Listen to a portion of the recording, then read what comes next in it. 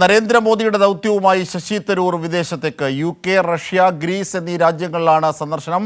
Operation സിന്ദൂരിൻ്റെ തുടർച്ചയായാണ് യാത്ര.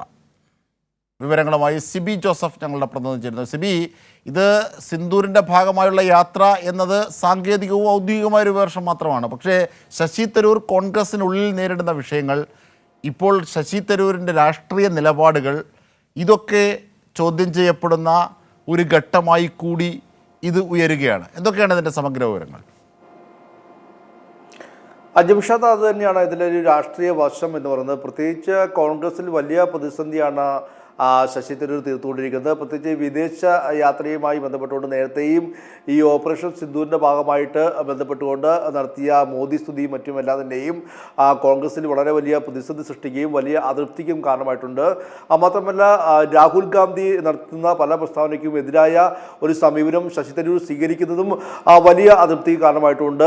കൂടാതെ കോൺഗ്രസ് നൽകിയ പട്ടികയിൽ, ഈ വിദേശ യാത്രയ്ക്ക് പോകുന്ന കോൺഗ്രസ് നേതാക്കളുടെ പട്ടികയിലും ശശി തരൂർ ഉണ്ടായിരുന്നില്ല. ഇപ്പോൾ ഏറ്റവും ഒടുവിൽ ലഭിക്കുന്ന റിപ്പോർട്ട് അനുസരിച്ച് നരേന്ദ്രമോദി നൽകിയ പ്രത്യേക ദൗത്യപ്രകാരം വീണ്ടും ഈ ഓപ്പറേഷൻ സിന്ദൂരിൻ്റെ തുടർച്ചയായി 3 രാജ്യങ്ങൾ, അതായത് റഷ്യ, UK, ഗ്രീസ്, ഈ രാജ്യങ്ങളിലേക്ക് ശശി തരൂർ വീണ്ടും പോയിട്ടുണ്ട്, അല്ലെങ്കിൽ പോയിരിക്കുന്നു എന്നുള്ളതാണ്. ഇന്നലെ രാത്രിയോടെ റഷ്യയിലേക്ക് ശശി തരൂർ പോയി എന്നുള്ളതാണ് നമുക്ക് ലഭിക്കുന്ന വിവരം.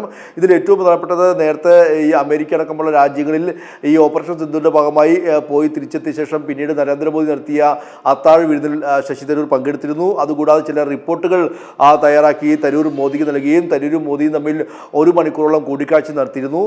ഇതെല്ലാം തന്നെയും കോൺഗ്രസിൽ വലിയ അതൃപ്തി ഉണ്ടാക്കിയിട്ടുണ്ട്. പ്രത്യേകിച്ച് ഈ ഓപ്പറേഷൻ സിന്ദൂരുമായി ബന്ധപ്പെട്ട എല്ലാം തന്നെയും പ്രത്യേക പാർലമെന്റ് സമ്മേളനം വിളിച്ചു ചേർക്കണമെന്നും, അതുകൂടാതെ ഇത് രാഷ്ട്രീയമായി BJP ഉപയോഗിക്കുന്നെന്നെല്ലാം തന്നെയും ആരോപണം രാഹുൽ ഗാന്ധി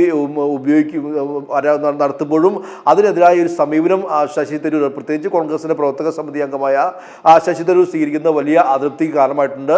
എന്തായാലും ഈ ഒരു ഓപ്പറേഷൻ സിന്ദൂരിന്റെ ഭാഗമായുള്ള വിദേശ സന്ദർശനം പോലും ഈ മറ്റുള്ള പ്രതിപക്ഷ പാർട്ടികളിൽ ഒരു ആശയക്കുഴപ്പമുണ്ടാക്കാനും അവിടെ പ്രതിസന്ധി സൃഷ്ടിക്കാനും BJP ശ്രമിച്ചു എന്ന ആരോപണവും ശക്തമാണ്. എന്തായാലും ഇതിനിടെയാണ് ഇപ്പോൾ ശശി തരൂരിനെ രണ്ടാമത്തെ ദൗത്യവുമായി ബന്ധപ്പെട്ടുകൊണ്ട് നരേന്ദ്രമോദി, കോൺഗ്രസിന്റെ സമ്മതമില്ല എന്നുള്ളതാണ് പ്രത്യേകത.